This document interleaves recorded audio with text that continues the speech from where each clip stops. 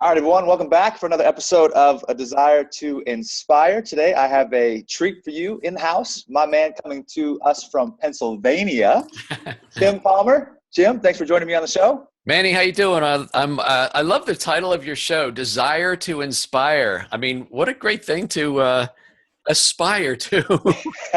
I had a little help. Trust me, I didn't do it all by myself. So, Yeah. as you know, let me give credit to your staff and your team for making this come together. They are really good, man. You've done a good job of bringing the right people in, and they were on the ball, and they were on me. And I was like, you know what? I've got to learn about this guy, Jim. And upon reading your story and hearing about what you're doing, I was Well, one of the fun things, and I don't know if you recognize or connect these dots, but Jessica Rhodes, whose company Interview Connections does all my bookings, that's my daughter. no way. Yes. I didn't get that. Okay. Amazing, amazing, amazing what you've got going on over there. I'm Thanks. really excited. Listen, before anything, I want to say thank you, first of all, for wanting to jump on the show and taking the time to be of service and share with us your story and all of the great things that you're up to. And we're going to get into all that fun stuff before that. But before anything, like I said, appreciate you and thank you so much for wanting to do this. It means everything to me and to everybody that's going to be tuning in to hear all of the great insight and wisdom that you have to impart with us. It's my pleasure. By the way, if we were doing this a month ago now or 3 weeks ago, I would have been in my office with all my books on the wall. We're in a little one-bedroom cottage right now because we're transitioning. My wife and I sold our house, put all of our furniture in storage. We bought a 50-foot yacht, and we're going to be living the dream lifestyle, as they say. Starting in April, when the weather gets a little warmer, we'll be moving on to the boat. So we're in this little hideaway for the winter.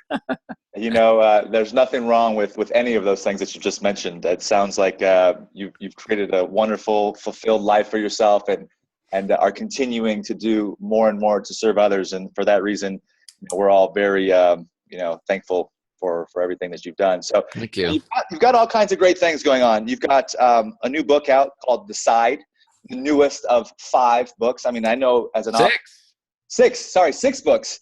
It's not easy to write a book. You've done 6. The newest one is Decide, the Ultimate Success Trigger. What inspired you to want to write that book? When I started doing my live events about 3 years ago, Manny, I had written at that time 5 books, and it's a lot of work. Writing one book's a lot of work, so multiply times 5. And it was like 5 books within about a 5 to maybe 6 year time period. And each time I write one, I say, okay, that's it, no more books. But then I get inspired. And the last 2 books I was inspired to write. Stop Waiting for It to Get Easier, Create Your Dream Business. Now is book 5, and then book 6. So Decide came about because when I'm teaching all the different elements about growing a dream business at my event, there's a section that I call mindset, success, and money, okay? Because no matter how great you are at what you do, no matter what skill set you have, the late great Zig Ziglar used to say, you need to check up from the neck up. Yeah. If you have problems or issues or a little voice in your head like I do, or you have what I call head trash, all of that stuff is going to significantly limit how much you're going to be able to grow your business and how much success you'll achieve. So anyway, I started sharing a lot of that, and during this about an hour and a half session on day 2, and people were coming up to me and said, you got to share more of this, because a lot of people talk about the good stuff and, oh, here's the great strategies, here's how I market. But I really opened up about the stuff that was holding me back early on in my career, Manny, and then how I got over some of that, and then how it started accelerating. And so I heard that at least half a dozen times over 2 events. I said, okay, maybe that's what my next book is.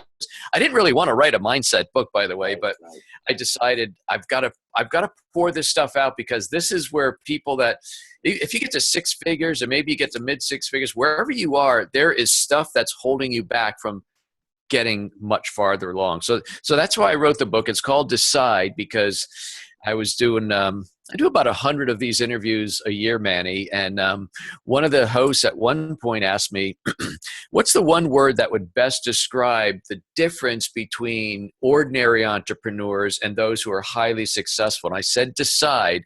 He goes, well, why is that? I said, because when confronted with a problem or a challenge or an opportunity, highly successful people have the ability to make a quick decision. They'll quickly weigh the pros and cons, yeses or nos, whatever. Either yes, it's good, or no, it's bad, and boom, they keep moving forward. You see, growing businesses thrive on momentum. And indecision is the opposite of momentum. Indecision is a drag. So that's the title of the book, although we cover a lot more than decision making.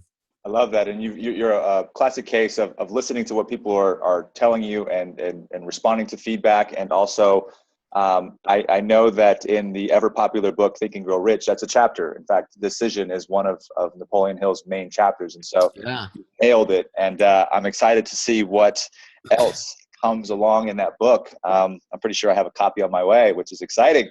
we did. So how cool. All right, before all this, so there's a man here on the screen. I kind of want to know where the journey began. And Okay. in your words, who is Jim Palmer? Bring us along on that journey so we know what got you to this point. Jim Palmer's a guy with a very sophomoric high school sense of humor, even though I'm 58 years old. Thanks to my boys, I laugh at Happy Gilmore and all that kind of stuff, right? But so when I was 41 years old, I was VP of marketing for this company, training company, and the way to cleanse this up was my position was eliminated. So anyway, I suddenly found myself out of work, and at the time, I still had 4 teenagers at home and mortgage, all kinds of insurance, food, all that stuff. And I thought, well, I better just, get another job. It's not. I knew I'd be an entrepreneur at some point in my life. I kind of had that DNA. I've always worked for entrepreneurs, but I figured I need to get another job at this point. Well, that turned in, long story short, Manny, that was 15 months I was unemployed, completely wrecked us financially, accrued a lot of debt, wrecked my once, healthy ego and self-confidence, was kind of crushed, kind of felt like a loser, as all neighbors are going off to work, and there I was, can't find work. And then 12 months into my 15-month journey, I was diagnosed with cancer. So, the last 60 to 90 days were some of the most stressful in my entire life. But there is something to be said for hitting rock bottom, because the only way you can go is up when you're that low. And I really was that low. And I basically started praying for guidance, because I wanted to know, what should I be doing? Because I feel like, man, my life is a mess. Although I was grateful to be alive, end of September and everything, 2001, I believe I was told to start a business. So I started my first one in October 2001. 5 years later, had multiple 6-figure income. But I was working like a dog. Like so many people who start a business, I was doing everything that had to be done, right? And that's how we all start out. But as you start getting busier, you keep doing everything, because you're initially probably too cheap to hire the help. And you figure, I might as well keep the money myself, right? But I started learning about leverage and internet marketing, direct response marketing, and launched my second business, which was my first internet-based business, called No Hassle Newsletters, which over the course of the last 9+ years has just done phenomenally well. At one point, we had like hundreds of clients in 9 different countries using our templates and content. And I started Concierge Print and Mail on Demand, No Hassle Social Media, Custom Article Generator, and a couple other internet businesses. So then fast forward to about the 2008 or 9 timeframe, some of the friends and people that I'd see, I'd go to a lot of live events. And they're like, how are you doing all that? How many businesses do you actually have now? And you teach us how to create multiple streams of revenue and all these different things. And that's when I launched my Dream Business Coaching and Mastermind program. How cool. I want to go back to something that you said about losing yourself and your confidence and kind of not having a way. How did you come out of that?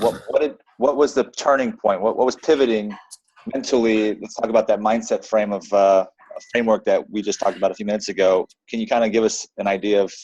I'll give you the 100% honest truth. It's not like I did not believe in God. I mean, I did, but I didn't have a relationship with him about 40 years out of my life. And when you have cancer, it's kind of like they say, there's no atheists in foxholes. Right. So between the cancer and the unemployment, I got into a relationship with God. And when I prayed for guidance, God told me to start a business, start to become an entrepreneur. And what happened is, the minute I realized that I'm going to be a business owner, I snapped out of it. Like, it was like cold turkey. Loser. Oh my God. I am the founder of my own corporation. Wow. Look, Right. it says that right on my glossy business card, right? My first company was called Dynamic Communication, and I was the owner of it, right? Right. Now, Manny, here's the thing. For the first almost complete first 12 months of my existence as a business owner, I had zero revenue. I called my first year revenue free, but I owned a business. And Right. because I now had a purpose and a reason, and I was on a mission, I just had to create revenue. And I worked like a dog for a year, going to meetings and networking events, knocking on doors, making phone calls, doing everything I could, which with hindsight being 2020, I look back on that time period. If you're like a farmer, you got to go out there and you turn over the soil, then you plant the seeds, you water them, and eventually you're going to have a harvest. Well, that's how it was with my business. I was planting a lot of seeds over those 12 months, and eventually I did start reaping a harvest. Right. Yep. I love that. You know, the thing is, it's, I think that the entrepreneur is a different breed of person. And you said it earlier, you said it was in your DNA. I love listening to a guy named Gary Vaynerchuk, and he says it very well. He's like, look, you're either an entrepreneur or you're not. And some people have the talent, but some people that don't think that they necessarily can thrive as an entrepreneur probably should figure out what they're really good at. It's a self-awareness skill, right? You can be really good as a number 2, 5, 10, 15, or 100 in Facebook, but you're not Mark Zuckerberg. And so I love what you're up to, and I want to know what your thoughts are on entrepreneurship and what you think is the biggest hiccup in becoming an entrepreneur or in entrepreneurship in starting a business. Well, you know, I don't know if there's a huge hiccup in becoming an entrepreneur. There's a big hiccup in surviving in the world of entrepreneurship. So, you know, I guess the latest statistics been around for decades, but 80% of small businesses fail within the first 5 years. Now, if you ask most people, kind of do a post-mortem, they say, well, we ran out of money before it took hold and you know, the idea caught on. And I think that's probably true, Manny, but if you were to peel back the onion a little bit, they ran out of money because they ran out of guts. They ran out of courage. And I've really discovered this with, you know, going on 8+ years of coaching people. You're willing to start a business, and these days you can start a business. You can get free business cards at Vistaprint. You know? Right. I mean, you can I put up my first website was a piece of crap I built with a used copy of Microsoft Front Page way back then, right? And so you can get started for relatively low. My greatest expense was I bought a computer from Dell, so I had something. And you can start to get going. So there's not but if you get your first client, your second client, your third client, in other words, as soon as you start having revenue, that makes you a real business. Just because you have a fancy website or brochure or business card doesn't make you a real business. You have to have revenue. So as soon as you have revenue in your real business, how do you take that and grow from 0 to maybe 50 grand? Or how do you get to your first 6 figures? That's not easy. Right. Usually, not usually, but there are some people, Manny, who can only stomach growing on cash flow alone. So people would say, well, every sale that I make, I'm going to bank a portion of that and put that into marketing, whatever. But that's like the turtle pace, man. You cannot grow on cash flow.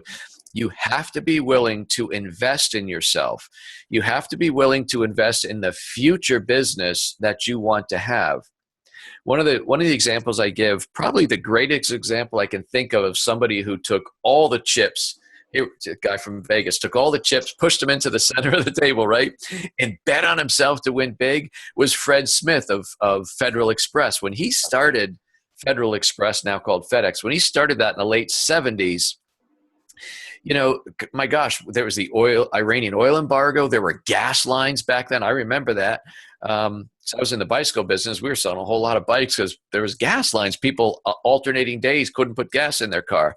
But anyway, to take his overnight letter delivery, and it was only letters back then, this pre-fax machine. You look kind of young. I don't know, but, you know, pre-fax machine. Do you remember that? And not too much, but trust me, it happened, right? Right. And but Fred didn't just like test out this theory, this spoken hub theory that he wrote a paper on in college. He didn't just buy a couple of used Cessna planes and try this around Tennessee, Arkansas, and Kentucky. He actually did this almost nationally with multiple, he bought multiple DC-9 jets. Of course, you had a pilot and co-pilot, you had ground crews. He put up the whole thing. Fred took all the chips and pushed them in. A lot of people don't do that. Right. They make small bets, and therefore they have small successes. If you're going to have big successes, and if you want to grow a business at a rapid rate, you have to be willing to bet on yourself. And I mean, betting on yourself means putting some skin in the game. Sure. You know, it's interesting because I think a lot of people, like you said, they get started, and I actually used to own 3 restaurants here in Las Vegas, and I always talk about this because it's part of the journey. And I did that. I got started, right? I got to the point where I opened up the doors. There was customers in. And like you just said, I gave up. I didn't think that there was anything beyond that. I didn't recognize how much more work it would take once we got past the first, milestone, I guess you could say. And because of that, amongst other things that were going on in my life, I lost everything. Wow. And, at 26, 27, I was finding myself filing for bankruptcy. I had no money. I was broke. I was living on Pops' couch, the entrepreneur story, of course. And so I get that part of business now. And I think that it takes, a brave soul to know that, to keep moving forward. And it comes back to what you said about mindset, right? It's about how we train ourselves, what we feed ourselves. And so what advice could you give to somebody that's out there listening to us that is wanting to get started with business and, maybe be on the fence right now as far as like what to do, how I should do it, where to start? Because you're the expert in this space. And so I'd like to know what you've got as far as. Sure. So first of all, sometimes people, how'd you get through that first year where you had no revenue? Well, I got a part-time job because I had kids to feed. I got up at 4:00 in the morning and I stocked shelves in Target before it was open. And then I would leave, I think around 10:00 and go home, and then I'd start my business. And on Tuesday, Wednesday, and Thursday, I'd find networking events, chambers of commerce, and then I'd get in bed and I'd get up at 4 in the morning. So I did that. So you can't just throw up a website and just wait for money to pour out of it or to get clients. You gotta be a father, husband, or wife, mother, whatever. You got to take care of business. So that's how I did that. But when people sometimes ask me, how did you keep going? I mean, my God, every day, week, and month that went by, no sales. I'll tell you this, I firmly believe, and I talked about this earlier, I firmly believe this is what I'm supposed to be doing. So I had confidence in that, and I just had to do what it took to get the revenue. And there's 2 things I kept thinking about, Manny. Number one, this is not supposed to be easy. If it was supposed to be easy, we'd be flooded with more small businesses and entrepreneurs. Most people would just rather have direct deposit and paid health insurance. Well, any health insurance, but anyway, that's right. Right. Most people like that security and paid vacation, so they don't stomach that. The other thing that kept me going, and I kept thinking about this, was the word ridiculous. How ridiculous would it be for me to work 1 month, 2 months, 3 months, 5, 7, 8 months? I've now put 9 and 10 months into this. How ridiculous would it be for me to quit now? And it makes me, and I even had that thought before I read the book, 6 Feet from Gold. I think I just mangled the title, but 3 Feet from Gold. Okay. All right. There's a book, 3 Feet from Gold. And here's the whole thing. It's a very good, Greg Reed wrote the book. Now I do it properly, but I'm going to give you the whole upshot of the book. Suppose you're looking into the side of a hill and there's a guy digging through the earth, and he's trying to find a diamond mine or a gold mine. And he's been in there for a year, and he gets started. He backs out, and the first people he sees, he sells his pickaxe and shovel and everything for like $100. They go into the mine, they dig 3 more feet, and they hit the gold, right? So that's what I was envisioning.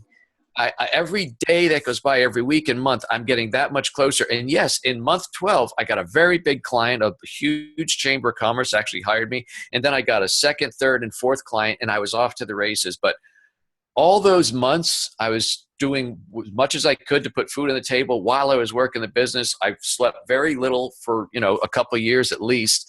And I just thought, if I'm really convinced that what I have has value and I can serve other people and make a living for myself and my family, then how ridiculous would it be for me to give up? And I think, for people who are struggling right now, Um, there's good times and there's bad times. There's seasons of abundance and there's seasons of lack.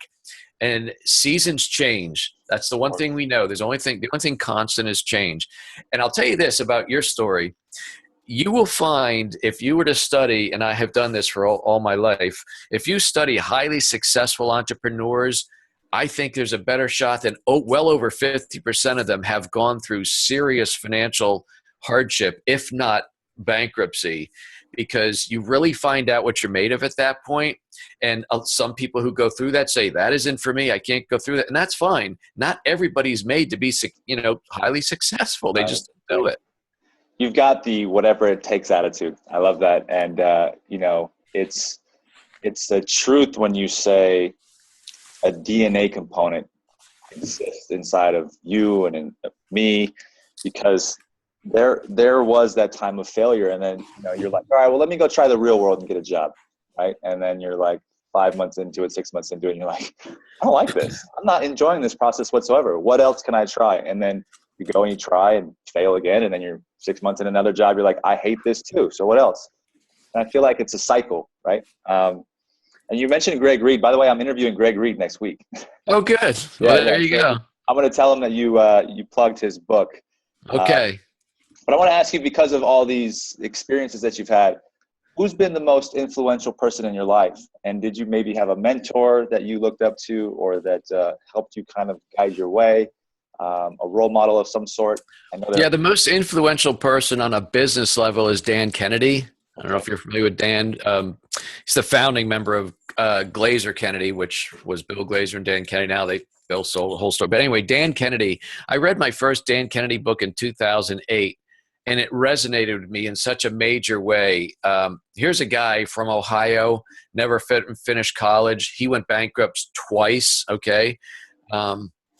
But he kept figuring it out, and he kept figuring out what was his gift. His gift is marketing and just business building strategies. And the first book I read, he writes in a very conversational tone. It's called No BS series of books. So he writes in a very no BS way, not this fluff and stuff. He said, listen, if you're going to hire anybody, get your head out of where, because the only reason to hire anybody is if they're going to actually increase your profits. You didn't create a business just to hire staff. I mean, he talks like that. I'm like, wow, this is good stuff. I resonated so much, Manny, with that book when I went back to the house, because I was reading it on the beach. I remember this. I went back and I ordered all the rest of Dan's books and just poured through them. I joined Glazer Kennedy and went to a number of their events and stuff. It's just a really very, very smart and very successful person. Love that. Without them, I don't think that we would have the roadmap, right, to ultimately end up at the destination. And I think that people often are in the hunt of a mentor, but they don't realize the access to tools, books, audio programs, which are essentially all of the information, all of the knowledge that person has dumped into an accessible, usable tool. So, my friends, I encourage you to use that. As you and I are doing this interview, I do weekly videos. I've been doing them for over 6 years, every single week. Think about that. And there's a clue in there anyway. So the question is, why would Jim, if he's so busy, be doing videos every single week for 6 years? There's an answer in there.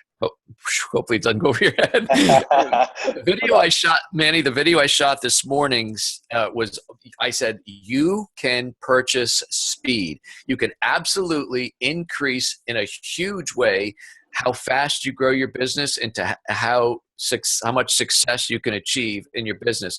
And the way you do that is you invest in hire mentors. You hire somebody who has already done what it is you want to do. So let's see, my phone's right here. So if I was to get in the car right now and I wanted to go someplace, I'm going to go directions, right? And I'm in Philly because there's my Eagles. I was to go. Yeah, there you go. If I went directions, I say, where do you go? It's going to take me there. Now, I'm going to have trust in that. I'll have great trust because, first of all, technology, but I've never been there, so I'm going to rely on that. If you want to know how to create multiple streams of revenue and grow multiple businesses and all this and that, I'd be a good one to contact. There are people who have experience. And so when you try and figure out everything yourself, you're going to go through all the hard knocks. There's nothing wrong with hard knocks, but I do believe you can purchase speed. And if you're going to grow it in what I call a dream business, why don't you do it faster rather than slower? Absolutely. And it goes back to investing in yourself. I mean, that's the investment that you mentioned earlier. It's without a doubt what needs to happen. Be willing to step out on the ledge and take a risk. You know why speed is important? I'm going to get this thing on my desk over here. So, and I learned this 15 years ago when I had cancer. So I have this on my desk, and I hope you can see that. It's an hourglass. It's a pretty nice one. It's not a little plastic. Nice. And I don't turn it over that much anymore. But what I realized is that the sand is running out for everybody. It never stops. Well, it will stop eventually. You don't know when. And the other way that I like to paraphrase this is we are all playing on the main stage right now. This is not a dress rehearsal. And sooner or later, the curtain will come down and you will have had your last bow. So if you're sitting there and if your listeners and people that are watching this interview right now are thinking, well, maybe I don't know. I think when I get another client or two, I'll do that. Or how about when I do this? Or, if you're just constantly procrastinating, you should be looking at something like this and reminding yourself that time is going by. Yep. I mean, you got to get in the game, man, and, stop wasting time. I'll take it a step further, and you're absolutely right. And people ask me all the time, how do you stay motivated? And I say 3 words: you're going to die. You're going to die. And they're like, oh my God, they get shocked. And they go, I go, well, listen, you are going to die. How much longer can you wait to take action on your goals and your dreams and your ambitions? Like, there's no better time than today. And they realize that that's the case. And they say, oh my God, I got to get moving. That's true. I when I was 41 and I had that diagnosis, there was a point, it was almost 3 weeks with that. I didn't know if the average chance of me being alive in 5 years was either 80%, which is, if you're going to have cancer, I guess that's pretty good odds, or 50%. I didn't find out until after the surgery what the degree was. And I'll tell you what, you get real clear on what your priorities are. And, what's important, family, relationships, things are not important, but you also realize how precious time is. And every day, literally every day I wake up, man, I'm just grateful. Every day is a gift and a blessing. It doesn't matter what you're going to encounter that day. If you get up and put your feet on the ground, it's a good day. And let me tell you, I admire you for having the courage to get through that and staying true to yourself and finding a mission bigger than yourself at this point and wanting to help give back as much as you possibly can. My mom passed away from cancer at a young age. Oh. So she didn't have that chance to get through it and to come back and do things like yourself. So I have the melting heart for people that get through it and survive it and now do such amazing things like yourself. So keep up the good work, man. Thank you. I appreciate that. Fantastic job. I love what you're up to. Let's go back to business a little bit. You said something about business building strategies. So I want to know what your top 3 business building strategies are for our listeners who are tuned in right now. Well, number one, before you launch a program or a company or anything, you better make sure there's a starving, hungry crowd, as they say. And that comes from, there's this analogy that if you're going to open a restaurant, what would you rather have? Like the greatest location, the best chef, or, would you rather have amazing wait staff? Well, it's none of those. You want to have a starving, hungry crowd, because if you have a starving, hungry crowd, that will overcome a bad location or crappy food or a bad wait staff, right? So, if you have you hear a lot of people talk about passion. I'm passionate about, I don't know what would be weird. I'm passionate about crocheting quilts for dogs, right? I mean, there's probably not a huge market for that. Maybe there is, but you got to think about, is there going to be enough people? Now, one thing your mind can play tricks on is maybe there's not millions of people. Well, I tell you what, I don't have millions of clients. I've got hundreds of paying clients. I've got thousands of followers. You can make a nice business, but you got to have at least a core of people that want what you are offering. So number one, do your research. Number two, I would say this: you will earn significantly more income for who you are than what you do. So Manny, it's not about the deliverable. It's not about the fact that as a dentist, I can clean teeth faster and better. I can make teeth white. It's not about that. It's about when people are searching for a dentist, how are you going to stand out amongst the incredibly crowded field of others? So it's more about your brand and your positioning than it is being good at what you do. Okay. And let's see, what would be the third one? You got to have persistence and consistent marketing. When I started doing videos in 2009, I think for several months, I probably had 3 viewers. I was one, my wife and my mother were the other 2. And, we just grow from there. But on average today, there's probably 12 to 1,500 people, small business owners, I presume, that watch my videos. But that's growing over time. I can't tell you how many people, when I started doing videos, I have it here in a drawer somewhere, but it was the old Kodak flip camera. Remember that thing? You open it up, bring, Yep. and it's like $99. Now everybody's going like this doing videos, right? Yeah. And I can't tell you how many people around the same time, friends of mine also said, yeah, I'm doing a weekly show. It's called blah, blah, blah. They stopped. Yeah. And they stopped years ago. Right. Because you know why? It's hard work. And they didn't get the immediate results. And they didn't get the immediate result. That's right. We live in a microwave society.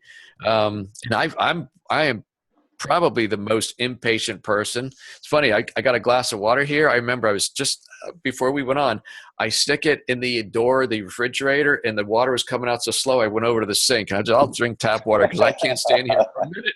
Wait for my water to fill up. But that's seriously people, well, I'm going to do some Facebook marketing. And then an hour later, they're checking their shopping cart to see if there's any sales. Right. You have to build consistent you have to be consistent and you have to be persistent in your marketing. And eventually you will, it's like the snowball going down the hill. It will take off if you're doing it right, and you'll build a good business. How do you stay, if you're the entrepreneur that's listening, how do you stay patient in that case? Well, to some degree, you have no choice. Right. I mean, the only choice you have, if I was to, I was really well known and probably still best known as the newsletter guru when I created No Hassle newsletters. And I always tell people, if you're going to send out a newsletter, paper and ink newsletter, not an email newsletter, it's not going to do anything the first month, probably not the second, but you got it 3 or 4 months, you're going to start getting some traction. You're going to start seeing customers that you haven't seen in a while. You're going to get referrals. So if you quit, I always tell my new customers, if you're going to quit in month 1 or 2, don't even get started. I would like to take your money, but if you're going to quit in 2 months, save your time. I'm very upfront about that. And so a lot of people, when they try these different things, I had a coaching client a couple of years ago, and I said, we should do some direct mail because he was doing 100% online marketing. He said, oh, I've tried direct mail. I said, okay, cool. What did you do? He said, well, I mailed a postcard to to everybody on my list. I said, good for you. What was the next thing? He goes, well, that was it. And I said, why'd you stop? He goes, because it didn't work. I'm like, really? You mailed 1 postcard? You got to keep going. That's right. So in some cases, if you truly want to make it, you'll either figure it out, you'll go broke trying, you'll come back and try it again. But hence the 80% of businesses that fail. Some people don't make it past the trying. Some people don't make it past the swallowing hard and figuring out, wow, I'm going to give this person a lot of money to show me how to do it. They can't fathom that. Yeah. And so because of your knowledge and your expertise in marketing and with small business, you mentioned branding and positioning. What are some hacks, I guess you could say? And I don't like to use the word hack in the sense like cheating the system. No, as far as some ways to position yourself, to leverage your brand in getting started and be the guy who's better known for who he is than what he does, as you mentioned earlier. So what are the ways to do that? Yeah. What are some ways that people can get started in that space, in that particular Okay. Number one, you have to create that brand. So you have to, and that's not always easy. One of my clients, I'll tell you about, started with me a couple of years ago. Her name's Lindsay Anderson, very, very talented website designer. I mean, creates amazing websites, but you know what? There's 1,000 people that create good websites. Right. She was also very good at landing pages and creating sequences that when people opt in, it would allow you to build a know, like, and trust factor. Long story short, Manny, we were talking on one of our coaching calls, and I said, man, if we can just get people to click. And she goes, sometimes it just takes 1 click. You know what the next thing I said to her? I said, from now on, you are going to be called One Click Lindsay. We branded her One Click Lindsay. And the tagline is, because the answer to your slow growth is 1 click away, which has a double thing because it's what she does. But if you just click on her website and hire her, that 1 click will put you together. So now what happens is we redid her website. Well, she did, because she's better than my team. So she did her own website, but we helped her with that. But the other thing is we got her doing a ton of interviews like you and I are doing. And when you do interviews, you got the one sheet, some suggested questions. Well, the first question is, I got to ask you, how did the one-click Lindsay come about? And then she gets to tell the story that I just told to you. And every time she goes on somebody's air, she's got people going to her website and coming to learn about her. That's what branding is right there. I love that. Now, let me ask you this question. Business is about vision as well, right? Having a very clear vision. And I think a lot of the time, you said it, and in many cases, most people get pulled by that vision to not ever quit. And this is where I think a lot of people mistake the process and they really forget about building the foundation. So what are some vision building exercises, or how can somebody get crystal clear on what they want and start to create a plan of action to get towards that vision? I do think it starts with a big why. You got to know what your big why is. Why am I doing this? Now, it can be as simple as like when I start, well, man, I got to pay down this debt. I got to get ready and help my, girls with college. They'll probably get married someday. And we got to get our finances back in order. And I really believed, this is why, again, I was so excited about being a business owner. One of the best ways to create wealth for yourself is as a business owner. If I went and got another high-paying job and I work really, really hard, and you get 3%, maybe 5%, you get these teeny little increases, it's good, but if you grow a successful business, you are going to really take care of yourself financially and your family. So your big why could be that. What I find where the magic is when you get so in tune with what your gift is, and then I think you can fill your heart and your checkbook at the same time. So for me, it's a two-stage deal. So I figured out, even before I started doing my live events and I was coaching and doing speaking and stuff, I knew I was pretty good at marketing, and I'd hear that. And of course I was getting coaching clients. But when I started doing my live events and people were giving me feedback about how they'd come back from an event and said, well, I did this, you can't believe it, I just added 50 grand or 100 grand or whatever it is. And now I'm starting to realize that by me sharing this stuff, it's really not just helping my own business, but people are really improving their own lives because their business, that's like super cool. And I don't know, not every business can do that. Like if you cut grass or if you're a carpet cleaner, you could take pride in your work and people could be very thrilled with, my God, my lawn looks good, that carpet is there. So there's that, but you're not like changing lives, so to speak. But there are some things that people do where you could really have that impact. Now, the stage 2 of that is, what are you going to do with your success? For Stephanie and myself, we are very close to probably 3 or 4 local charities that we support in a big way, both financially and by donating our time. Because let's face it, we're all busy. Sometimes it's easier to write a check, but we've been mentors to single moms, and I'm part of this group called Good Works, where we rehab homes for low-income folks one Saturday a month. So when you do stuff like that, first of all, I like you got a hashtag behind you. I say hashtag perspective. Whenever we do something that's charity related, it's incredible perspective on how blessed we are. But it's also part of the big why. Why do you keep going as hard as you do? Well, because the more success that we have, the more we're able to bless others. And that's kind of the whole full circle deal.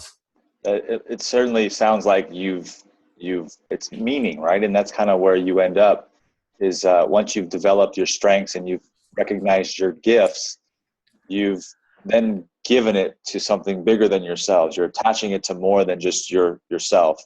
And I think once people realize what their gifts are, then the next step is, like you said, to really start to put it in the hands of other people, because that's where you find that fulfillment that everybody is longing for. I feel like 90% of the world have great jobs. They've been working for 20, 30 years at these companies, and they're all like, what has my life amounted to? What have I done that makes sense, that has counted for anybody beyond myself? And that's where, people really start to change their perspective, like you said, I'm So good. we're going a little deep here, Manny, but it's okay. But I you know love what? that though. There are people, and I've talked to some of these folks. I know some of them that achieve enormous amounts of success, but they still feel like there's something missing.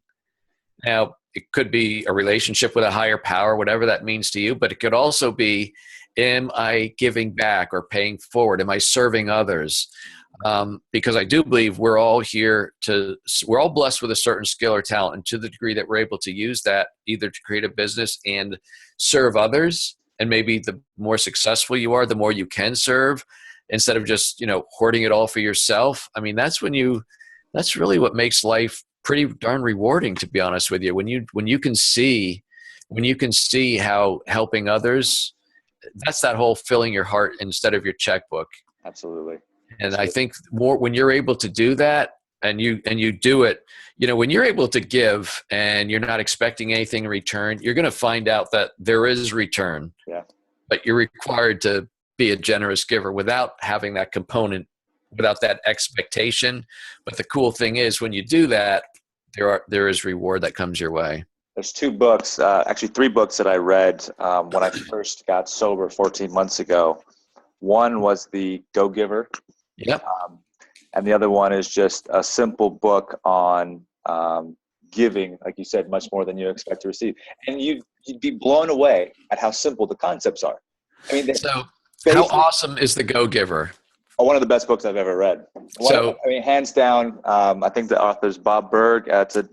Bob Berg is a close friend of mine. Is that right? Yeah. So by the way, he just had me on his show. Okay. And if you go to my Facebook or Bob's Facebook, you'll hear that interview. Okay. But guess what? Bob is going to be my celebrity speaker at my event in Orlando. That's awesome. If anybody wants to come meet and hang out with Bob, and you can do that. He's a really cool guy.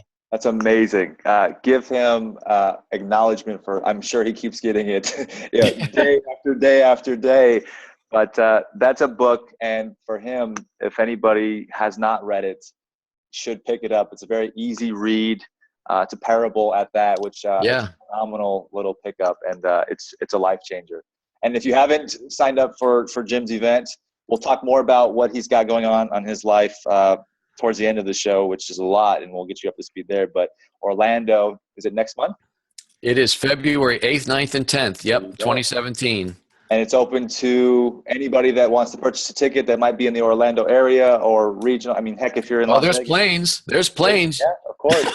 You can go from anywhere else you want. Right. And I love that. And by the way, I did choose Orlando for a couple of reasons. Number one, being in the Northeast, I wanted to go someplace warm. And number two, you can fly into Orlando from anywhere for dirt cheap because it's a destination city. So true. That's so true.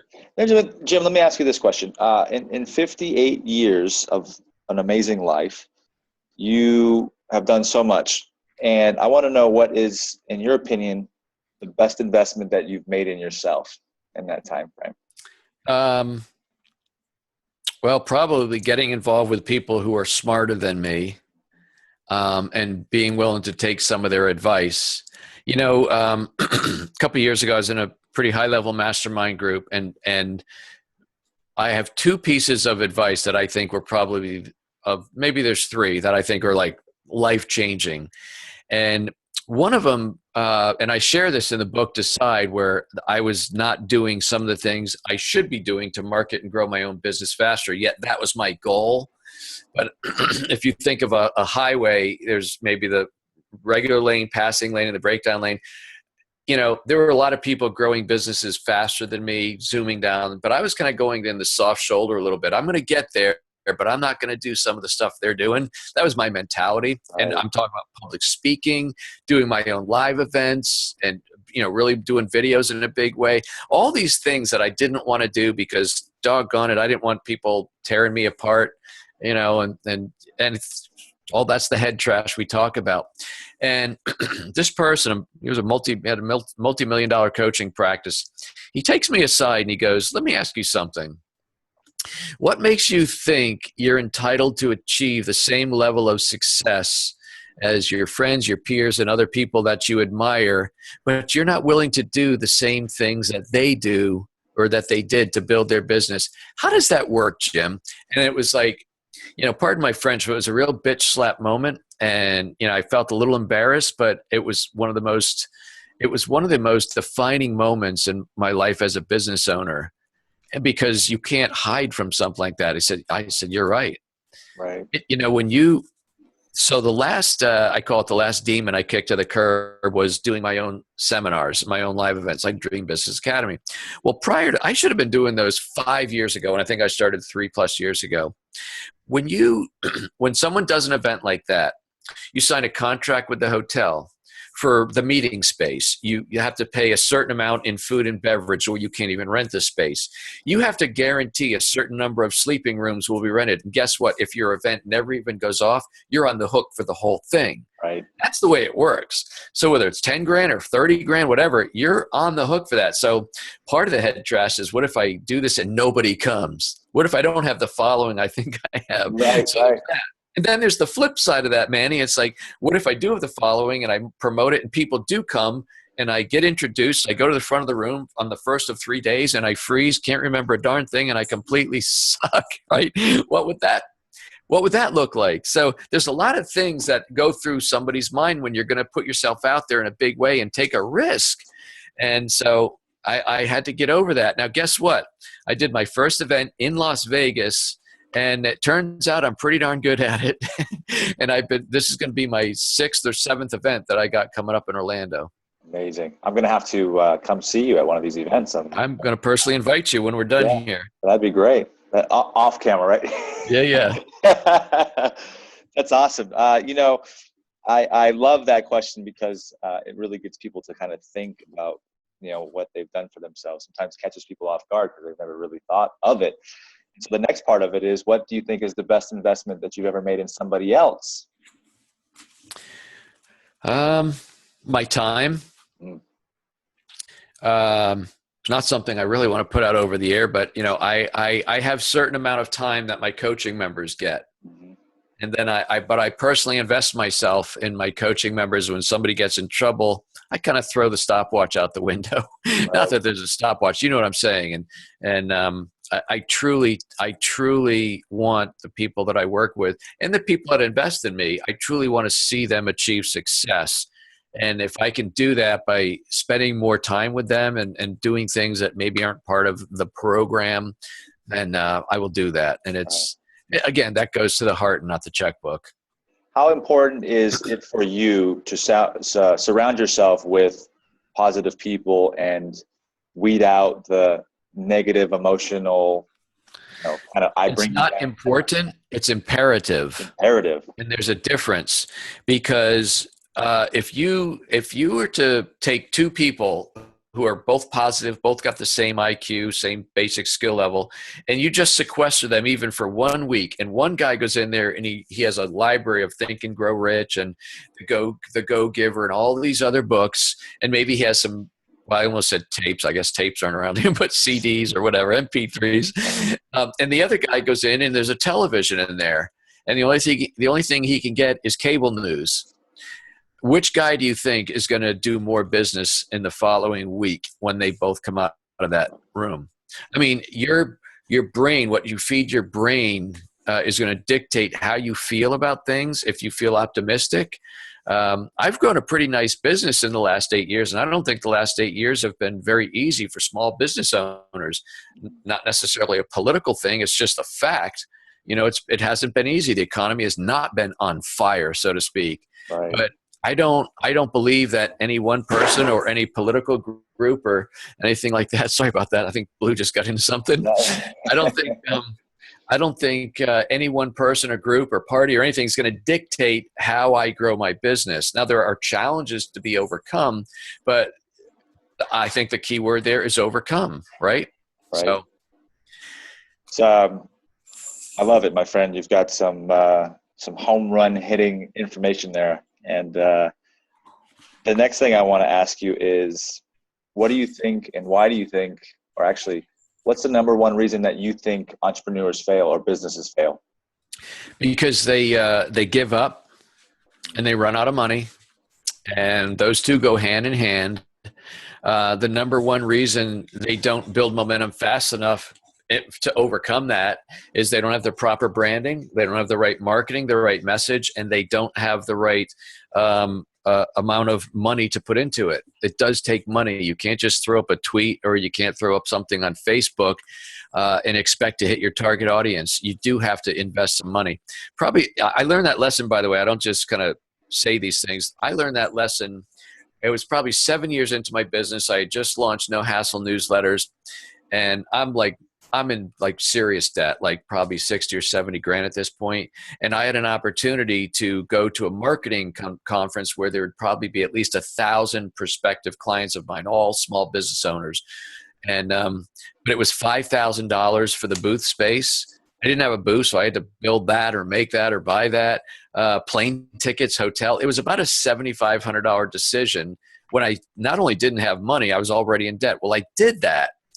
And I came home and with at least, if I remember right, it was just under $5,000 in business. So if you look at it, well, I lost money, but over the course of the year, I probably met 200 people at that event who then, became clients over time. So, but I had to pony up that $7,500 to take advantage of that opportunity, when it really meant a lot to pony up $7,500 because it was getting another credit card out of my drawer. Right. And betting on myself, and that's what it takes. I love that. Let me ask you this question. Do you have any non-negotiables as far as your routines and preparation tactics when you get started for a day? I do. I thought you were going a different direction. I was going to say, any non-negotiables? Yeah, I won't tolerate rudeness or disrespect for me or anybody on my team. I don't need income that bad. And I've shown people very politely and professionally the door when they just can't conduct themselves in an appropriate way. But non-negotiables, I don't know quite know how to answer that. I never stop learning. I'm always reading. I'm always engaged. Early on in my career as an entrepreneur, I felt kind of awkward sometimes when I'd wake up thinking business, or I'm on vacation and I'm reading business books. But the thing is, I think when you're a business owner, there's not your business life and your personal life. There is your life, and you happen to own a business, and that's a big part of your life. Your business affords you a certain lifestyle, so it's not something you can turn on and turn off. Right. I think entrepreneurs are different because they just live, eat, and breathe this stuff, and that's okay. Recognize that you're different. Celebrate your uniqueness, but where it counts, obviously, if I'm at an important function or just spending time with my grandkids or something like that, I'm not thinking about business at that point. But, if there's nothing else going on that's consuming me or calling for my important attention, man, I'm thinking about business most of the time. Right. And it's what you love. That's what I love. And it's enjoyable. Exactly. You made a good point right there. You mentioned the word team. And I think in entrepreneurship, you said it earlier in the interview that people sometimes they get caught up with trying to do everything themselves and they get stuck in Busyville. How could one assess their situation and say, all right, well, now it's the turning point where I need to bring in help and I need to start to delegate? There's a chapter in my book, Decide. It's called Delegate or Stay Small Forever. I like that. And I think that really says it all. And by the way, how do you know when it's right? It's a lot like if you go out hiking and you suddenly feel thirsty. In other words, your mouth starts feeling dry. That means you should have been drinking an hour ago. So if you're starting to feel like you're coming apart at the seams, you feel like maybe things are out of balance, you should have hired somebody or gotten some help a while ago. Right. What if you don't have the money? Which is the one thing that people say, right? Find it. I'll tell you this. You could hire a virtual assistant. So not everybody has to hire an employee, but let's say you got a virtual assistant and you're going to, let's say, hire them for 5 hours a week, right? Because they have other clients.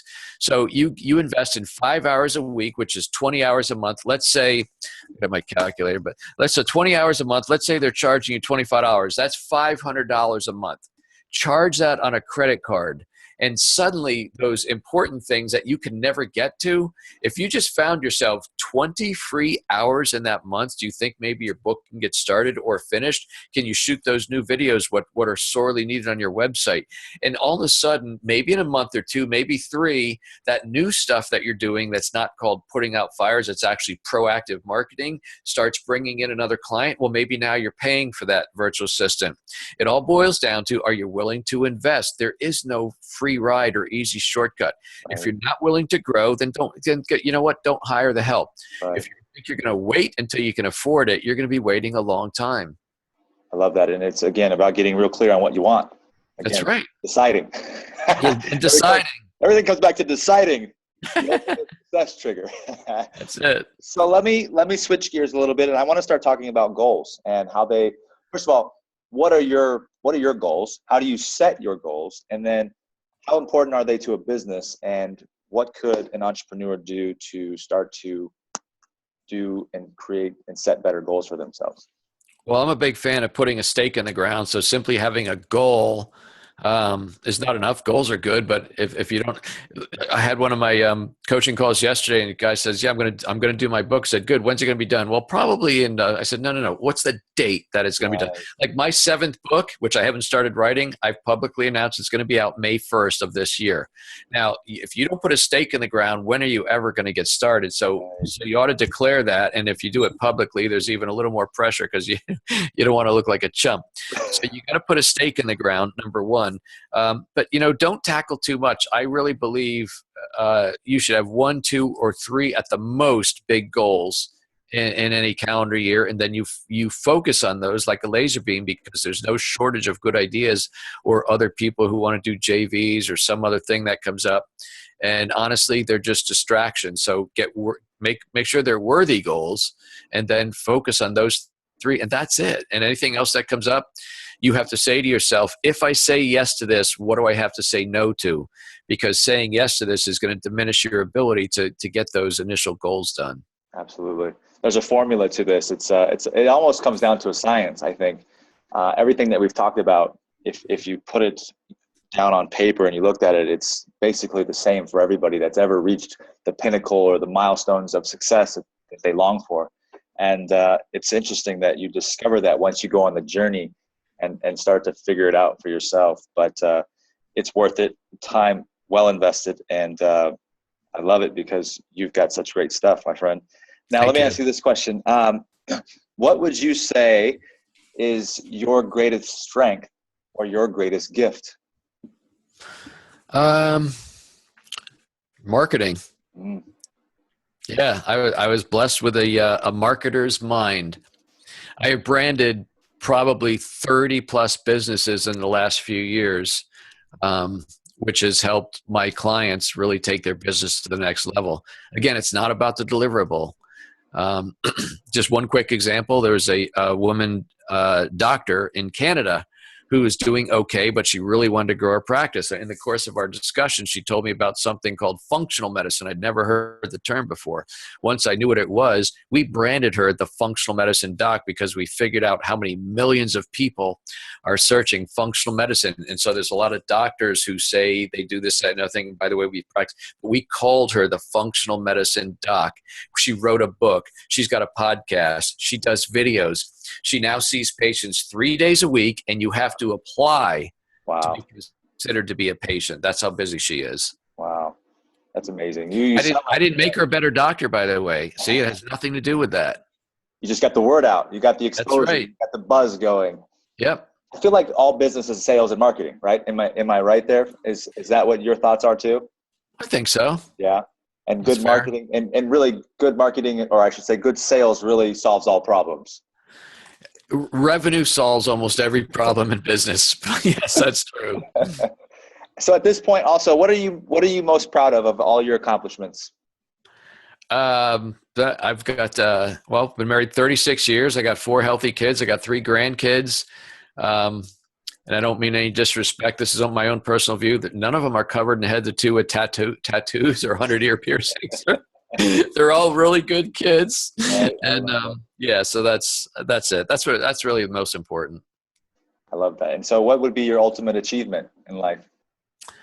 Based on my faith, if I do get to heaven, I hear, well done, good and faithful servant. I love that.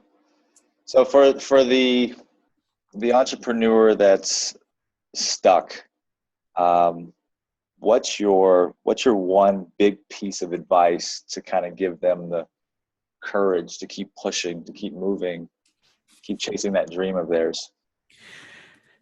There's something I tell people at my event, um, and when I describe something, probably something that requires an investment, I'll say, if you don't have the money for this right now, what you're doing right now is not working.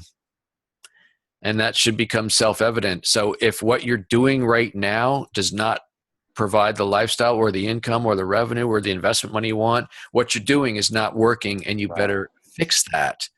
And the reason it's a little bit of a hard truth is that it means it's not only not working, but the answer is likely outside of your wheelhouse. And that means finding somebody who has done or is good at what you think the problem is, and hire that person. Because one thing we know, if you keep going down that path, you'll eventually give up, you'll run out of money or something. But I think there's an answer to almost every single business problem that can be had, and it's probably branding or marketing or sales or a combination of all of those. But there is an answer to almost every small business that's not doing well. And if you're not doing it on your own, then put your ego in the drawer and get the help you need. Right. Now, is it safe to say that small business is business? I mean, you're talking about in terms of staff, right? And then also earnings, or I should say revenue, that actually classifies somebody as a small business. Well, I'm sure there's some kind of agency who classifies what a small business, but I think if you've got, 50 employees or less, you're probably a small business. Right.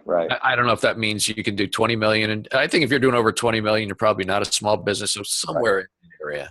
Right.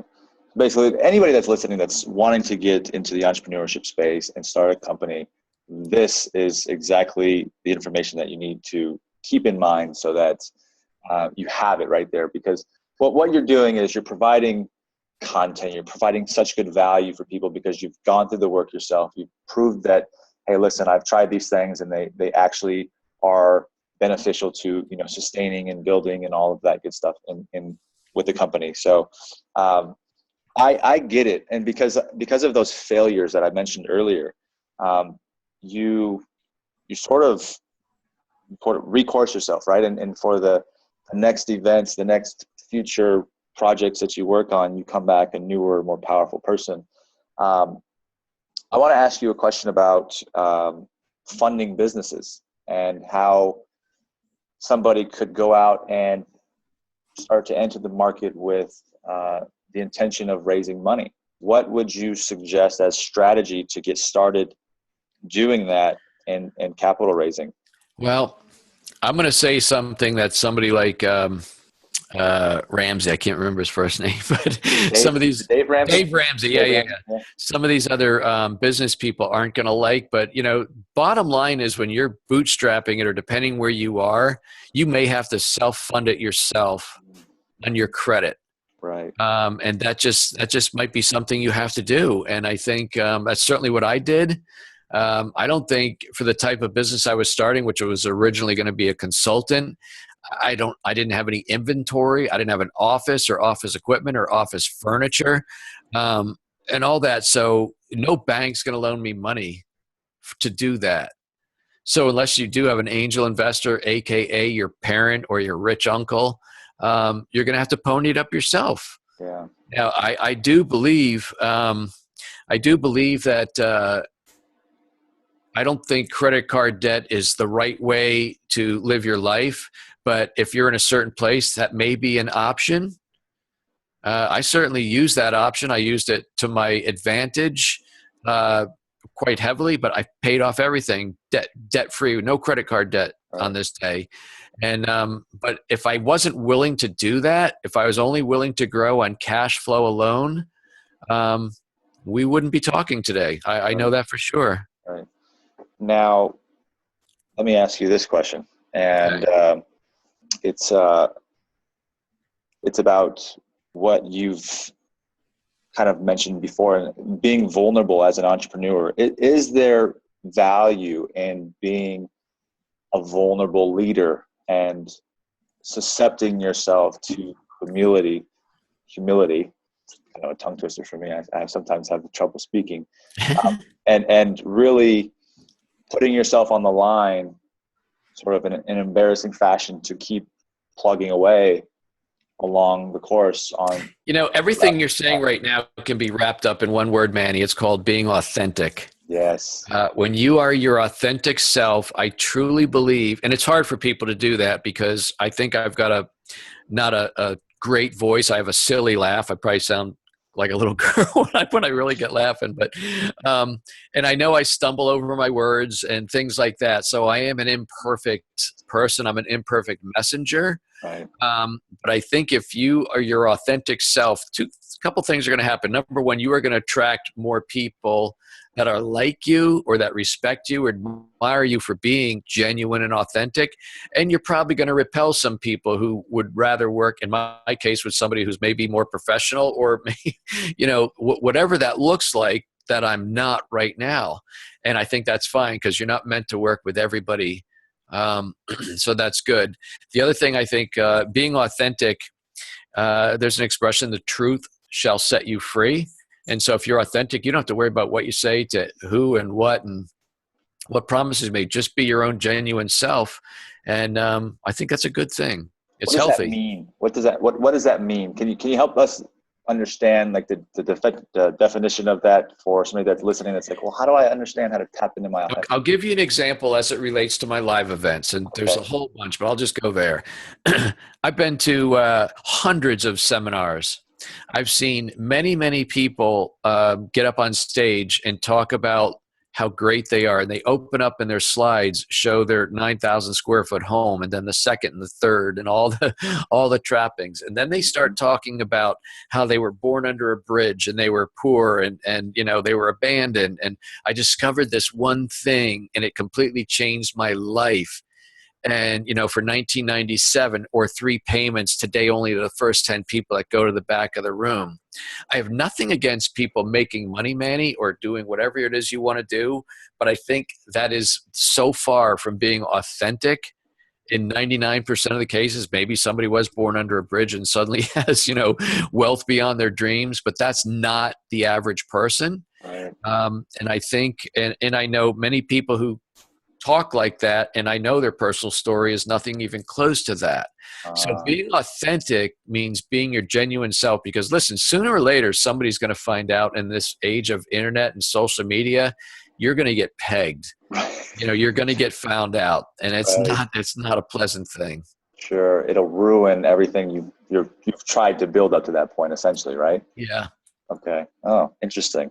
Great information. And I want to now. That's a great kind of little segue into me taking a few seconds to acknowledge you for really being your authentic self here on this interview and for this podcast, and for really being a demonstration and a man of true character and courage, and showing us a new way of life, even though that we can go through these really troublesome times, and in your case through cancer, and survive and really repaint the frame for creating a new life for yourself. And I think that there is a lot of faith and a lot of hope that people can see through that. And I appreciate you for taking the time to come on here and share all of your insight and your wisdom. And I'm so thankful for people like you, because I learn from people like you as well. And now I have a close friend, I like to call it, in my network that I can look to and learn from. And I'm happy to continue to spread the goodwill and the good word of yours. So keep it up, my man. Thank you. Thank you very much. It's been an honor being on your show, Manny. Oh, we're not done just yet, my friend. Okay. We've got a couple more questions that I always wrap up with. But I do want to ask you, because we just mentioned the authenticity of a person. I want to ask you, what is one thing that people don't know about you? Well, something I shared, I believe we were off the air, but so I'm 58. My wife is close to that. I won't give away a woman's age. I don't think that's right. But anyway, so we've raised 4 kids, 2 boys, twin girls. We got 3 grandkids. We're on our second rescue dog. And literally about 60 days ago, we sold our house of 28 years, put all our furniture in storage. We bought a 50-foot motor yacht. And we're moving aboard in April for probably 18 months, maybe longer, if we're still liking it and liking each other. But we're going to go on an adventure.